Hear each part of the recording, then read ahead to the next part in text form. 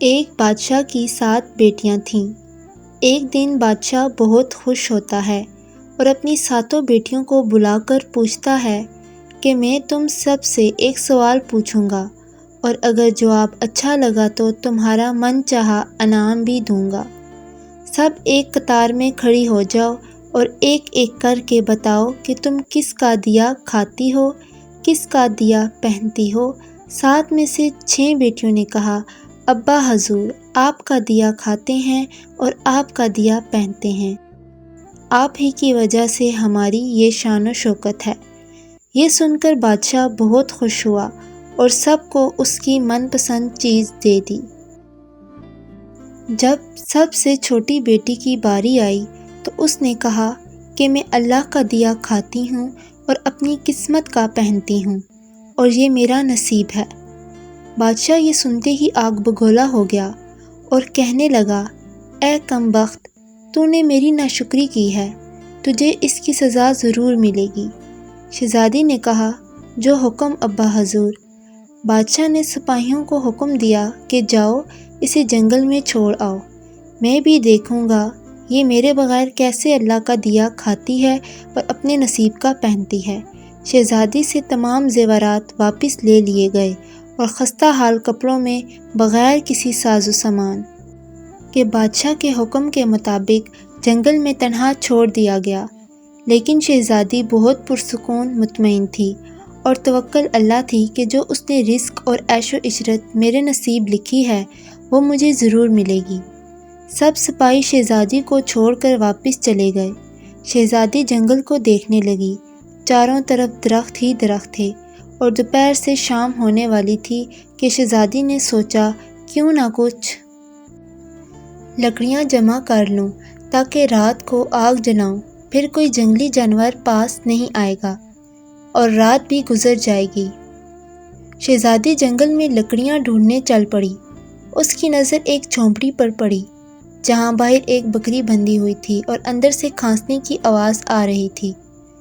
پہلے تو شہزادی بہت حیران ہوئی کہ اتنی ویران جگہ پر جھونپڑی۔ جب وہ جھونپڑی کے اندر داخل ہوتی ہے تو کیا دیکھتی ہے کہ ایک بوڑھا ضعیف ایک چرپائی پر لیٹا ہے اور کھانستے کھانستے پانی پانی پکار رہا ہے۔ شہزادی ادھر ادھر دیکھتی ہے تو کونے میں ایک پانی کا گھڑا پڑا ہوتا ہے۔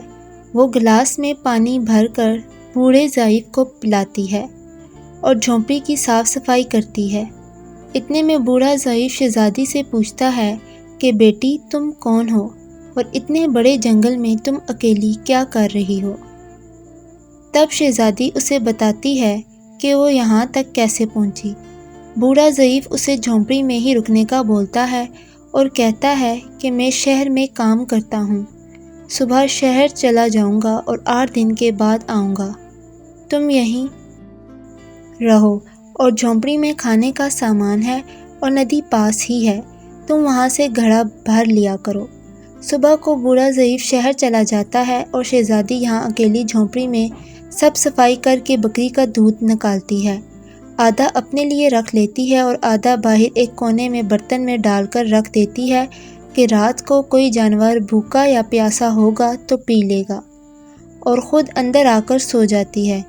صبح سویرے جب شہزادی اٹھتی ہے تو کیا دیکھتی ہے کہ دودھ کا برتن خالی اور پاس ایک لال پڑا ہے جو دیکھنے میں بہت ہی نایاب اور قیمتی معلوم ہوتا ہے، اور پاس ہی سانپ کے نشان بھی نظر آتے ہیں۔ تب شہزادی کو یاد آتا ہے کہ بچپن میں اس نے سنا تھا کہ جب کوئی نایاب سانپ بہت خوش ہوتا ہے تو ایک ایسا لال نگلتا ہے کہ جس کی قیمت ہیرے اور جواہرات سے بھی مہنگی ہوتی ہے۔ شہزادی بہت حیران ہوتی ہے اور دل میں سوچتی ہے کہ شاید سانپ بھوکا تھا، اس لیے وہ دودھ پی کر خوشی میں لال چھوڑ گیا۔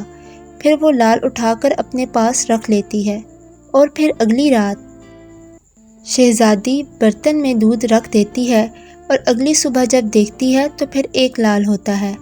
ایسے ہی کرتے 7 دن گزر جاتے ہیں اور شہزادی کے پاس 7 لال جمع ہو جاتے ہیں اور اس دن بوڑھا ضعیف بھی آ جاتا ہے۔ تب شہزادی اسے لال دکھاتی ہے اور سارا واقعہ بتاتی ہے اور بوڑھے ضعیف کو 3 لال دیتی ہے اور کہتی ہے کہ شہر جا کر یہ لال بیچ دو اور آتے وقت اپنے ساتھ محل بنانے والے مزدور لے کر آنا۔ باقی 4 لال شہزادی اپنے گلے میں مالا کے طور پر پہن لیتی ہے اور کچھ ہی مہینوں میں جنگل میں ایک عالی شان محل تیار ہو جاتا ہے جس میں بوڑھا ضعیف اور شہزادی رہنے لگتے ہیں۔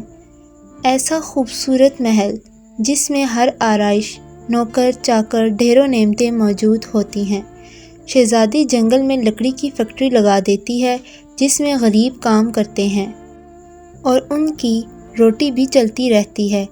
دیکھتے ہی دیکھتے جنگل شہر نما بن جاتا ہے اور دور دور تک دھوم مچ جاتی ہے کہ شہزادی بہت رحم دل ہے۔ یہ خبر ایسے ہی بادشاہ تک پہنچتی ہے تو بادشاہ کے دل میں اشتیاق ہوتا ہے کہ دیکھوں تو صحیح کون سے ملک کی شہزادی ہے جس کی اتنی تعریف ہے۔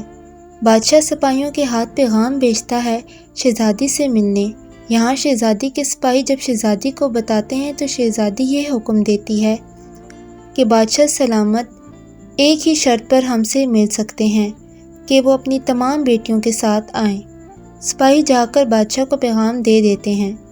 ایک دن بادشاہ اپنی تمام بیٹیوں کے ساتھ شہزادی کے محل جاتا ہے۔